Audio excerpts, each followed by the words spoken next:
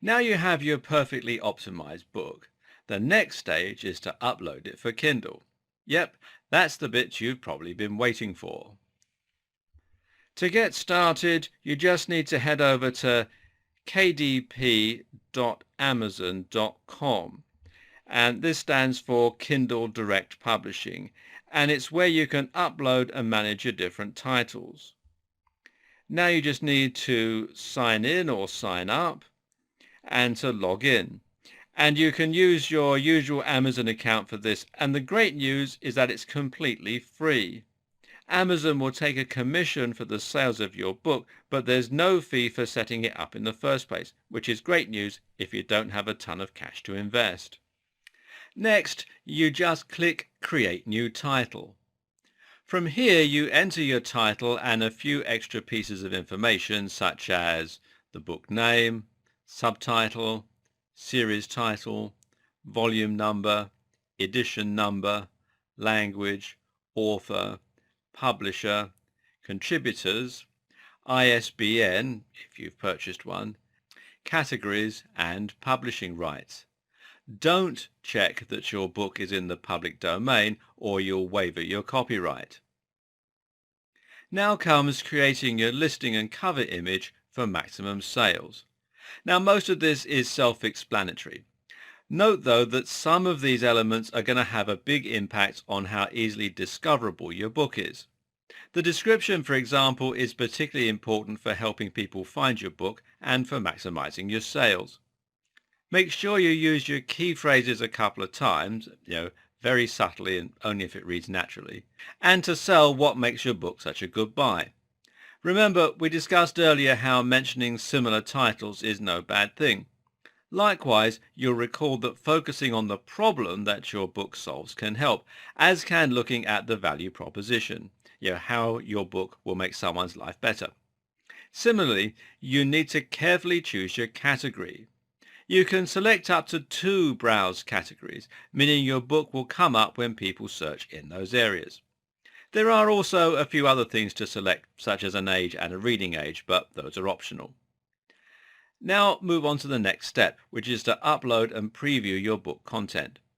Once you've taken a look and you're happy with the way it looks, then you'll need to confirm your content rights.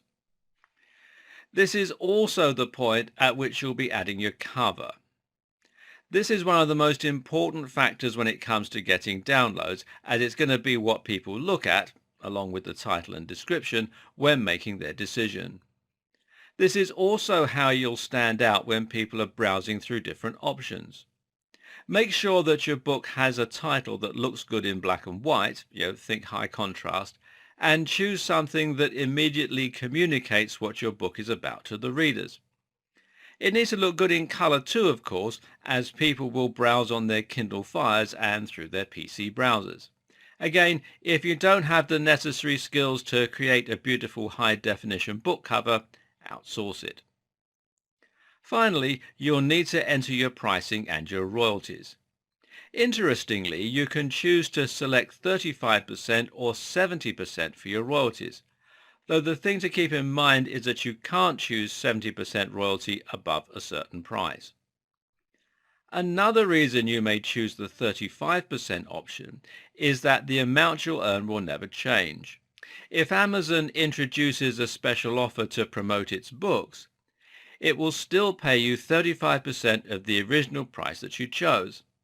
On the other hand, if you opted for the 70% royalty option and Amazon has a special offer running, you'll only get 70% of the current price at that time. Choosing your price carefully is an important part of the whole process, as it will impact on your turnover and your profit margins. If you're unsure how to go ahead, Kindle actually offers some support with its KDP pricing support service. This can help you to identify how changing your price will impact on profits and sales. This takes into account factors such as your category, customer reviews and ratings, the book's bestseller rank, your previous sales as an author, page count, and so on. Another strategy is to compare yourself with other books in the same category. How are they priced? Which ones sell best? Ultimately, it's worth experimenting in this area, and bear in mind that you can change your price whenever you like. There are more options too for how you want to monetize and distribute your book. You can enroll in Kindle Select, for instance, in which case your book will be entered into Kindle Unlimited and will be available for Kindle owners' lending library. In these cases, you will receive different royalties depending on various factors. As a rule, you'll be paid a very small amount of money each time someone reads one of your pages. The hope is that this will add up for you over time. The big restriction? Well, to be eligible for Kindle Direct, your book needs to be exclusive to Amazon and you can't sell it anywhere else.